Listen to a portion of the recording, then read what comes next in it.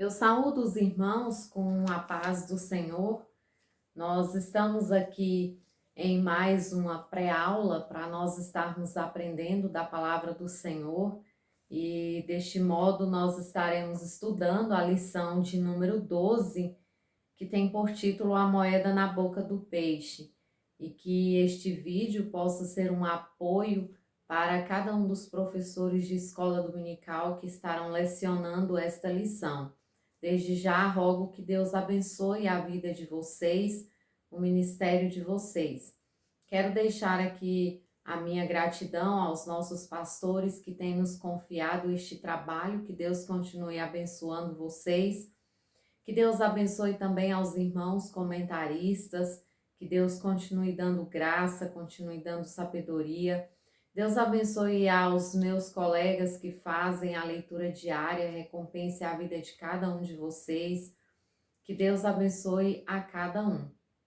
E aqui nós estamos em mais uma pré-aula, falando de mais uma lição, em que o texto áureo diz assim: mas para que não os escandalizemos, vai ao mar, lança o anzol, tira o primeiro peixe que subir, e abrindo-lhe a boca encontrarás um estáter. Toma-o e dá-los por mim e por ti. Está em Mateus 17, 27. Verdade prática. Glorificamos a Deus porque Jesus sempre está presente nas nossas necessidades. A leitura bíblica em classe se encontra no livro de Mateus, no capítulo 17, e vai dos versículos 24 até o 27, que diz assim: tendo eles chegado a Cafarnaum, aproximaram-se de Pedro os que cobravam as didracmas, e lhe perguntaram: o vosso mestre não paga as didracmas? Disse ele: sim. Ao entrar Pedro em casa, Jesus se lhe antecipou, perguntando: que te parece, Simão? De quem cobram os reis da terra imposto ou tributo? Dos seus filhos ou dos alheios? Quando ele respondeu dos alheios, disse-lhe Jesus: logo são isentos os filhos. Mas para que não os escandalizemos, vai ao mar, lança o anzol, tira o primeiro peixe que subir, e abrindo-lhe a boca, encontrarás um estáter. Toma-o e dá-lhe-o por mim e por ti. O objetivo geral desta lição é expor sobre a moeda na boca do peixe. Enquanto que os objetivos específicos nós temos aí relacionado ao tópico 1, é mostrar a onisciência de Jesus. No tópico 2 é refletir sobre a provisão de Jesus. E no 3 nós vamos discorrer sobre a geração de Jesus e também sobre a presente lição. Lá na introdução, nós temos alguns pontos que são importantes. Eu não vou estar lendo todo o texto da revista, os irmãos têm a oportunidade de estar fazendo esta leitura, de estar acompanhando, de estar estudando, mesmo aqueles que não forem lecionar, mas que você possa sentar, estudar e aprender mais da palavra do Senhor. É importante nós termos essa palavra no nosso coração, para que nós possamos cada dia mais ter mais e mais desejo pelas coisas de Deus. Aqui na introdução, o nosso irmão ele vai narrar para nós, ele vai mostrar para nós como aconteceu essa questão de Jesus pagar os impostos. Esse milagre aqui ele está escrito somente no livro de Mateus, nós temos o registro somente no livro de Mateus. Alguns historiadores vão entender que pode ser porque Mateus, antes de ser discípulo de Jesus, ele era cobrador de impostos, mas por algum motivo nós temos esse milagre registrado somente no Evangelho de Mateus. Jesus e os seus discípulos, eles estavam regressando secretamente aos domínios de Herodes. Por que secretamente? Porque eles já sabiam que, de certa forma, nós vamos ver aqui, que de certa forma Jesus já estava sendo observado para ser pego em alguma falha, para que eles tivessem um motivo para matá-lo. Então é por isso que a Bíblia vai dizer que eles retornavam de uma forma mais secreta. Jesus e seus discípulos vão a Cafarnaum, que é a base do ministério de Jesus. E quando eles chegam naquele lugar, o apóstolo Pedro é questionado por aquele que cobrava impostos do templo. Ele pergunta se Jesus paga esses tributos, esses impostos. E aqui o que que acontece? A lei exigia, nós temos aqui alguns detalhes, em alguns contextos nós vamos ter que a lei exigia a partir dos 19 anos para o homem pagar um imposto que era religioso. Outros vão dizer que a partir dos 20 anos. Certo é que precisava pagar esse imposto precisava ser devolvido. Devolvido não, pago.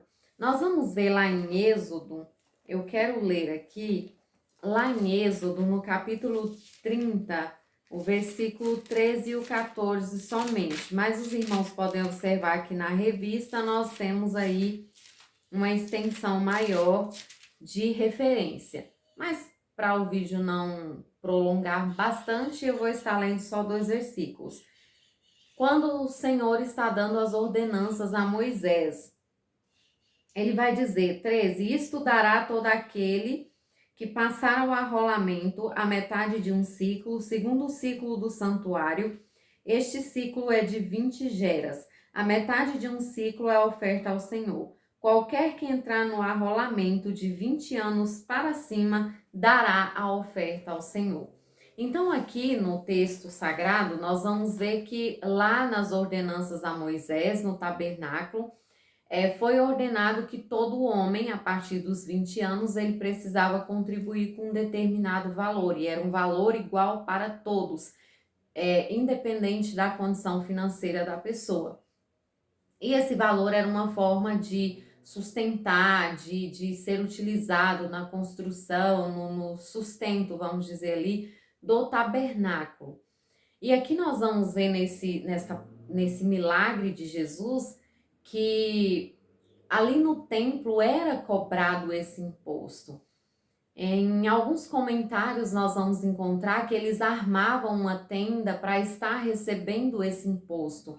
Não sei ao certo, não consegui compreender ao certo, a Bíblia não traz, com detalhes, se era anual, se era mensal, de que forma era, mas era algo que precisava ser pago.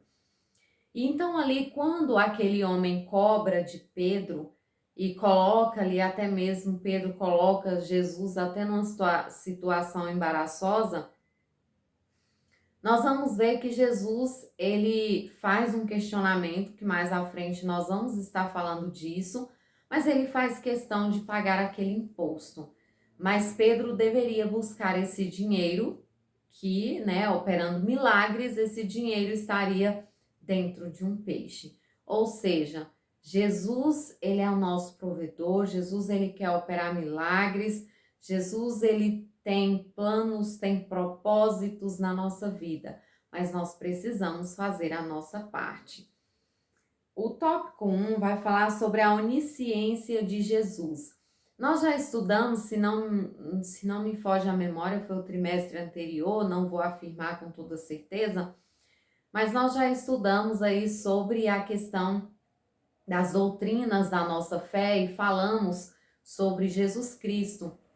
Falamos sobre a questão dele ser filho de Deus, de quando ele veio cumprir o seu ministério terreno, que ele era homem, mas ele também era Deus. Então, aqui nesse milagre, nós percebemos a onisciência de Jesus.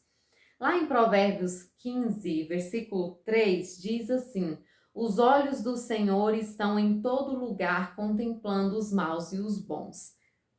Isso aqui fala para nós da onisciência de Deus. E aqui nós vamos ver que Jesus, ele demonstrou o seu conhecimento através desse milagre. Primeiro porque quando ele vai e fala, Pedro, vai lá e pesca um peixe e a moeda que você encontra lá, você paga o imposto. Jesus estava mostrando que ele sabia que o Pedro conseguiria pescar um peixe que teria uma moeda na sua boca. Então, nós vamos ver aqui que isso mostra a onisciência de Cristo. ele exerceu também nesse contexto a sua autoridade divina sobre a natureza, assegurando que aquele peixe que tinha a moeda na boca, ele seria fisgado, né, pela isca, pelo anzol, pela rede, pelo que Pedro estava utilizando para pescar. Então nós vamos ver que aqui mostra a onisciência do Senhor Jesus Cristo. Ou seja, Deus, ele é perfeito, ele conhece as nossas necessidades, ele conhece todas as coisas. E quando se fala de onisciência, ele nunca é pego de surpresa. Às vezes nós vemos, por exemplo, no próprio meio evangélico, entre nós mesmos, dentro das igrejas, nós vemos pessoas que às vezes têm um chamado e eles começam de uma maneira tão bonita, tão maravilhosa, tão poderosa, sendo usados com autoridade. E de repente aquela pessoa entra em uma vida de fracasso. E de repente aquela pessoa vive uma situação que para muitos é uma surpresa, jamais imaginaria que isso aconteceria. Mas Deus não foi pego de surpresa, ele é onisciente. Quando o homem pecou no jardim do Éden, Deus não foi pego de surpresa. Às vezes muitas pessoas têm essa tendência em achar que, nossa, o homem pecou, mudou todos os planos de Deus, agora ele precisa se organizar e fazer as coisas de uma outra forma. Não, ele não foi pego de surpresa, ele jamais será surpreendido, porque ele é onisciente, ele conhece o passado, o presente, o futuro, ele conhece o que cada um de nós irá escolher. E às vezes alguém pode se perguntar, mas se Deus é onisciente, se ele sabe o que vai acontecer, por que ele não dá o livramento? Por que ele permite que isso aconteça com aquela pessoa? Porque nós temos o livre-arbítrio. E muitas coisas, eu diria que quase tudo que nós passamos na nossa vida são consequências das nossas escolhas, sejam elas boas ou ruins, mas nós temos aí resultados. Nós fazemos escolha e nós temos resultados dessas escolhas. Mas Deus nunca deixou e nunca deixará de ser onisciente, ou seja, de conhecer a todas as coisas. No item 2, nós temos Jesus e sua autoridade divina. Aqui eu quero voltar na pergunta que Jesus faz para Pedro. Ele diz assim: que te parece, Simão? De quem cobram os reis da terra imposto ou tributo? Dos seus filhos ou dos alheios? Aí Pedro responde, né? Dos alheios. Aí Jesus fala: logo são isentos os filhos. Aqui Jesus, ele estava mostrando através dessa palavra a sua autoridade divina. Ele estava mostrando que ele era rei dos reis e senhor dos senhores, que ele era o filho do Deus vivo que havia sido enviado para a redenção dos nossos pecados. Então, se ele era rei, ele não precisava pagar impostos. Jesus estava declarando naquele momento que ele era rei. Ele estava declarando naquele momento que ele era filho de Deus. Só que para não escandalizar, Jesus realiza esse milagre para que pudesse ser pago o imposto e não escandalizar aquele povo.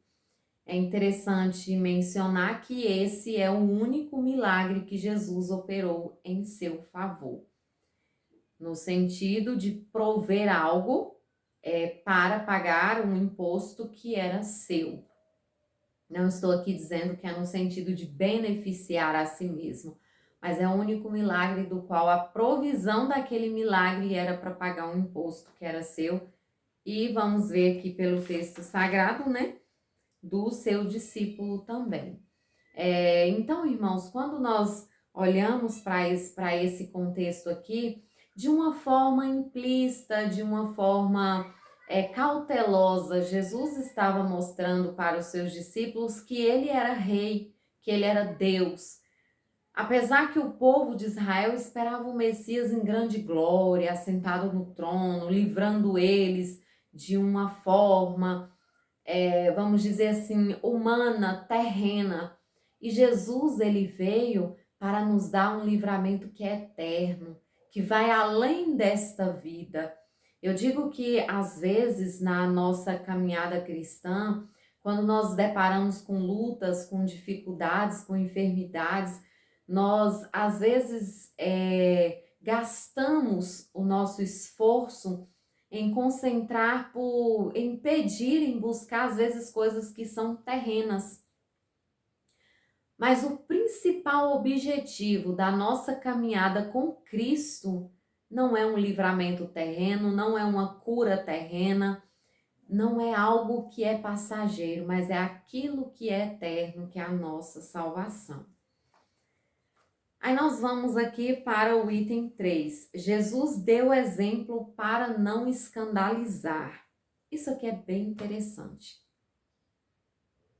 Lá em Romanos 13, no versículo 1 e 2, eu quero estar além dessa referência. Essa referência, inclusive, ela estava lá no item 2, que eu acabei de falar, mas eu trouxe ela aqui para o item 3, que diz assim: toda alma esteja sujeita às autoridades superiores, porque não há autoridade que não venha de Deus.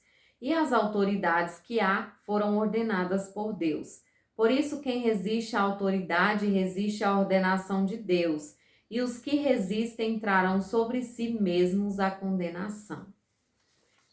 Aqui nós vemos nesse texto sagrado falando sobre as autoridades serem constituídas por Deus. E esse texto, ele é tão polêmico que, se não me engano, é na Bíblia de aplicação pessoal que nós temos ali uma lista de interpretações para esse texto.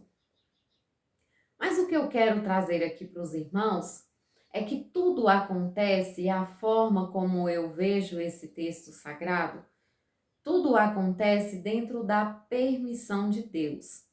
Existe a vontade decisiva de Deus, existe a vontade permissiva de Deus.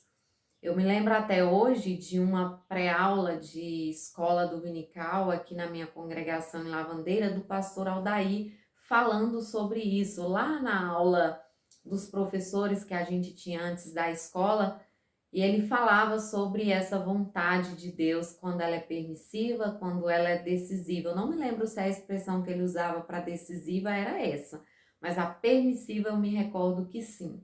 Fazem alguns anos já, mas eu me recordo desse ensinamento dele. Então, existem as autoridades hoje em relação, né, ao nosso país, por exemplo. Porque nós vamos ver que são instituídas por Deus? Porque ou elas estão dentro da vontade decisiva ou elas estão dentro da vontade permissiva de Deus. Então, todas as autoridades, desde presidente, deputados, senadores, governadores, prefeitos, vereadores, as pessoas que estão nos órgãos públicos que constituem uma autoridade, a exemplo, por exemplo, o Detran, e tantos outros órgãos que constituem autoridades no nosso país, todas essas pessoas que estão ali, elas estão ali porque Deus permitiu estar ali. Porque às vezes as pessoas estão olhando hoje para o cenário que nós temos no nosso país hoje. As pessoas às vezes olham para um líder político e falam, mas não tem base, essa pessoa não foi Deus que colocou lá. Irmãos, mas essa pessoa só está lá porque Deus permitiu ela estar lá.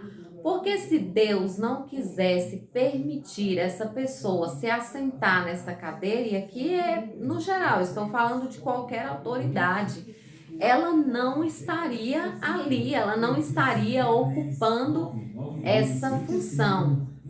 Tem um som passando na minha rua, os irmãos vai nos perdoando. Mas aqui voltando, essa pessoa não estaria ali ocupando aquela função. Se ela está ali é porque houve uma vontade permissiva de Deus. Ou talvez Deus direcionou mesmo para aquela pessoa estar ali. Às vezes, irmãos, nós queremos ser só abençoados, nós queremos só milagres, só bênçãos, mas tem coisas que Deus coloca no nosso caminho para nos transformar. para quebrar algo que está atrapalhando a nossa salvação. Então nós nunca sabemos. Tem coisas que pode ser da vontade decisiva e tem coisas que pode ser da vontade permissiva de Deus. Certo é que o texto diz: todas as autoridades são instituídas por Deus. E aí o texto continua dizendo: quem resiste à autoridade resiste à ordenação de Deus e trarão para si mesmo condenação. Então Jesus aqui ele deu um exemplo para não escandalizar. Ele deixou um exemplo para nós, para que nós pudéssemos entender que nós temos também que nos sujeitar às autoridades. Mas eu quero falar disso assim com mais detalhes num tópico mais à frente, sobre essa questão de sujeitar às autoridades. Aí aqui nós vamos ver, eu coloquei aqui uma frase que diz o seguinte: o embaixador obedece às leis do país em que exerce sua diplomacia. Nós somos embaixadores de Cristo. E isso está lá em 2 Coríntios 5 e versículo 20, que diz assim: de sorte que somos embaixadores da parte de Cristo, como se Deus por nós rogasse. Rogamos-vos, pois, da parte de Cristo, que vos reconcilieis com Deus. 2 Coríntios 5 e 20. Como nós somos embaixadores, aqui eu quero falar, por exemplo, quando se tem, né, a embaixada americana, a embaixada brasileira lá nos Estados Unidos, e é definida alguém para representar, um diplomata para representar ali o país, ele está, por exemplo, ele é um brasileiro, mas ele precisa obedecer às regras daquele país para que ele possa ser um exemplo, para que ele possa mostrar que o seu país tem organização, tem exemplo, são pessoas que realmente têm um objetivo. Então, nós aqui neste mundo, nós exercemos essa mesma função. Nós somos embaixadores de Cristo porque a nossa pátria não é aqui, a nossa pátria é no céu. Mas nós estamos aqui de passagem. E enquanto nós estamos aqui, nós precisamos mostrar para este mundo que nós somos um povo diferente, que nós somos um povo redimido, lavado no sangue do Cordeiro e que nós representamos bem a nossa pátria celestial. Mas eu vou falar um pouco mais disso em um próximo tópico. Aí nós temos o tópico 2, a provisão de Jesus. A provisão de Jesus é o item 1. Resumidamente, porque eu quero focar em um outro tópico e o vídeo já está assim, já passou dos 20 minutos, Jesus ele é o nosso provedor. Nós vamos ver alguns milagres de Jesus provendo. Quando os discípulos ali passaram um tempo lançando a rede, não pegando nada, Jesus chega ali e manda eles lançar a rede, Pedro lança a rede e vem cheia de peixes. Quando Jesus multiplica os pães e os peixes ali para aquela multidão. E eu acredito que se nós formos sentar e conversar com muitos irmãos, se nós formos falar de provisão na igreja, nós vamos ver de muitos irmãos testificando que de repente fizeram uma oração e alguém chegou com uma cesta básica, que fizeram uma oração e alguém chegou e deu um dinheiro, e alguém chegou e pagou um remédio, e alguém chegou e ajudou a pessoa financeiramente. Então, assim, de todas as formas, nós vamos ver testemunhos. Então, isso mostra para nós que nós servimos a um Deus de provisão, que a própria Bíblia vai dizer, né, sobre nós não estarmos preocupados com o dia de amanhã, sobre a questão que se ele cuida, né, ali dos lírios do campo, se ele cuida das aves, quanto mais de nós que somos seus filhos. Então, nós vamos ver que Jesus é provisão, que ele também é provedor. O próximo item vai falar para nós Jesus como Rei dos Reis. Aqui tem uma referência de Salmos, eu não vou estar lendo, mas os irmãos podem estar lendo aí. Aqui Pedro colocou Jesus em uma situação embaraçosa, só que Jesus aproveitou para enfatizar a sua função. Eu também não vou demorar nesse tópico, porque eu já falei anteriormente, quando Jesus questiona para Pedro, né? Quem deve pagar impostos? Os filhos ou o alheio? E Pedro diz: o alheio. Jesus estava enfatizando que ele era filho de Deus, que ele era rei e que ele não necessitava pagar impostos. Mas ele faz isso como uma forma realmente de não escandalizar, ou seja, de mostrar exemplo de uma sujeição a uma autoridade que era terrena. Próximo, nós temos aqui o próximo tópico, vai falar: somos estrangeiros neste mundo. Aqui eu quero voltar no contexto de sujeitar as autoridades. Eu sei que quando se fala em sujeitar as autoridades, isso traz para nós muitas questões, muitos questionamentos. E aqui o que eu coloco para os irmãos? Nós estamos aqui neste mundo, estamos sujeitos às leis, ao Estado, às autoridades que são instituídas. Mas a Bíblia diz o quê? Buscai primeiro o reino de Deus ou dos céus. E aqui nós temos que ter cuidado para nós obedecermos às leis que regem o nosso país, para nós obedecermos às autoridades, respeitarmos as autoridades, mas ao mesmo tempo nós não perdermos a nossa essência de embaixadores de Cristo, não perdermos a nossa essência de cristão. Aqui eu quero falar um pouquinho sobre isso, porque nós precisamos ser leal à nossa pátria, mas nós precisamos respeitar onde nós estamos. Tem muitos crentes que eles aproveitam deste texto, que eles aproveitam disso, né, em dizer que precisam ser leal a Deus, e às vezes estão sonegando impostos, às vezes estão deixando de pagar um tributo, às vezes eu vou entrar num assunto polêmico, às vezes estão utilizando de um automóvel, seja uma moto, um carro, qualquer tipo de automóvel que não está documentado, que está, né, ali, vamos dizer assim, embaraçado a documentação. Às vezes estão deixando de pagar o imposto, por exemplo, tem a polêmica também do IPTU. Então, nós temos aí várias situações que nós podemos estar listando aqui. Então, tudo isso nós precisamos ter zelo, nós precisamos lutar para que nós não venhamos escandalizar. Por exemplo, nós sabemos que tem as leis que regem aí a questão de barulho.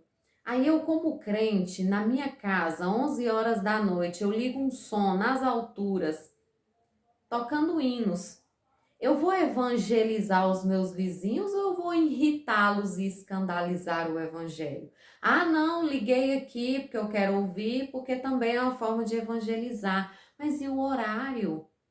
As leis, de repente, da minha cidade não permite que eu esteja com o som àquela altura naquele horário. Então, tudo isso são formas, tudo isso nós precisamos estar vigilantes, precisamos ser leais à nossa pátria, não podemos perder a nossa essência de cristão, mas nós precisamos também respeitar as leis do país em que nós estamos. E muitos crentes têm deixado a desejar. Vamos ter cuidado com a forma como nós nos referimos às autoridades. Às vezes, tem muitos crentes que eles usam palavras pesadas para se referir às autoridades, para se referir a uma determinada autoridade, seja da sua cidade, seja do seu estado, do seu país, independente de qual for. A Bíblia está dizendo o quê? Que se nós não sujeitamos a ela, nós estamos indo contra a vontade de Deus, a ordenança de Deus, e estamos buscando, né, a nossa própria, trazendo como consequência a nossa própria condenação. Eu não vou estender esse assunto, mas os irmãos podem trazer mais detalhes, mais exemplos disso na escola dominical, porque a gente sabe que esse é um assunto muito polêmico, que muitas vezes muitos crentes desconsideram, não concordam, querem viver à sua maneira, e Deus não se agrada. Nós precisamos respeitar as nossas leis, nós precisamos ser sujeitos aos nossos patrões, desde que não venha ferir os nossos princípios. Nós precisamos ter responsabilidade no nosso trabalho, porque senão a primeira coisa que as pessoas olham e falam: fulano é crente.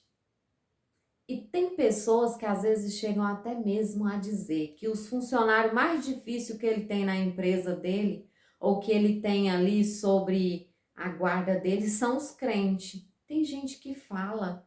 Então vamos ter essa vigilância, porque nós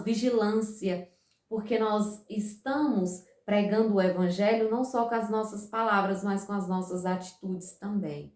Então vamos mostrar que nós somos embaixadores de Cristo e que nós respeitamos as leis do nosso país, desde que elas não venham infringir a nossa conduta cristã. E não é também, eu quero dar um conselho aqui, não é também quando você olha para algo, até mesmo no seu trabalho, e aquilo ali vai contra a sua conduta cristã. Não, é você ter sabedoria para resolver aquela situação. É você ter sabedoria para dizer não para aquela situação. Porque tem crente que nem nisso ele tem sabedoria. E às vezes ele compra um problema maior ainda. Então vamos buscar de Deus sabedoria para que aquilo que vem para nos atingir, para atingir a nossa fé, porque o inimigo tem trabalhado para isso. Nós temos visto muitas coisas sendo aprovadas, muitas coisas sendo legalizadas, sendo liberadas, que vão contra a nossa fé. Mas nós precisamos saber falar e saber agir diante disso. Vamos pedir a Deus sabedoria. Nós temos aqui o tópico 3. Vou resumi-lo porque o meu vídeo está ficando grande. Sua encarnação. Jesus, ele substituiu os rituais do tabernáculo. Ele se tornou a própria oferta, o próprio sumo sacerdote que entregou a si mesmo para a remissão dos nossos pecados. Embora Jesus fosse filho de Deus para quem o templo apontava, lá em João 2, os versículos 20 até o 22, nós vamos ver ali que quando Jesus, chega ali no templo e vê aquelas coisas acontecendo, e ele tira, aquilo ali para fora e começa a falar. E aí os homens falam: mas que sinal você dá, o Senhor dá para nós? E ele fala: se vocês derribarem esse templo, eu construo em 3 dias. E eles disseram: mas levaram tantos anos para ser construído, como o Senhor constrói em 3 dias? Jesus estava dizendo que a partir do momento que ele padecesse na cruz do Calvário, que ele ficasse 3 dias, vamos dizer assim, ali naquele processo para depois ressuscitar, ele estava ali tirando todo aquele, ele estava, vamos dizer assim, exterminando todo aquele ritual que existia no tabernáculo. Nós nos tornaríamos templo do Espírito Santo de Deus. A partir daquele momento, nós estávamos recebendo livre acesso a Deus. Não era mais preciso matar um cordeiro, uma pombinha, uma rolinha, seja que animal fosse, para um sacerdote oferecer um sacrifício. Agora eu e você podíamos elevar a Deus em oração e falar diretamente com Deus. Poderíamos diretamente entrar na presença de Deus no santuário do Altíssimo. A moeda, valor monetário. A relevância da moeda não está no seu valor monetário, mas na sua providência milagrosa. Quando nós olhamos aqui, o comentarista traz para nós que Jesus, simbolicamente, ele pagou as nossas dívidas.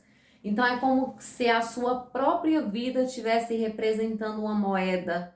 Havia um débito no céu para com Deus. O homem havia pecado e sido destituído da glória de Deus. Mas Jesus, com o seu sacrifício vicário, ele estava quitando esse débito que havia lá no céu e estava ligando novamente o homem ao seu Criador, a criatura ao seu Criador.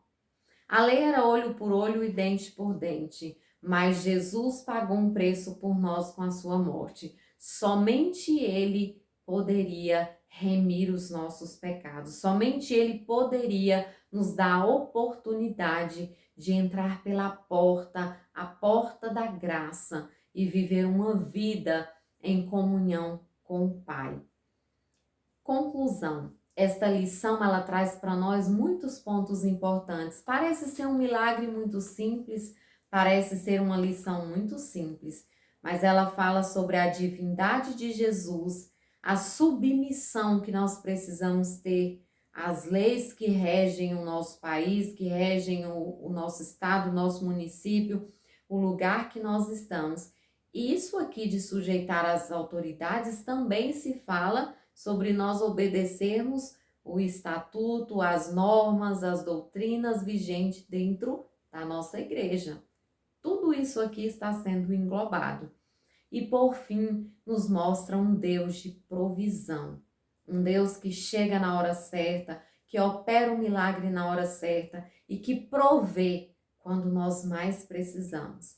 Quando nós não vemos saída, quando você olhar para um lado, para outro, as coisas estão difíceis, coloque seu joelho no chão, porque eu tenho certeza que de joelho no chão, a sua oração chegará ao céu e o seu clamor será atendido pelo Pai.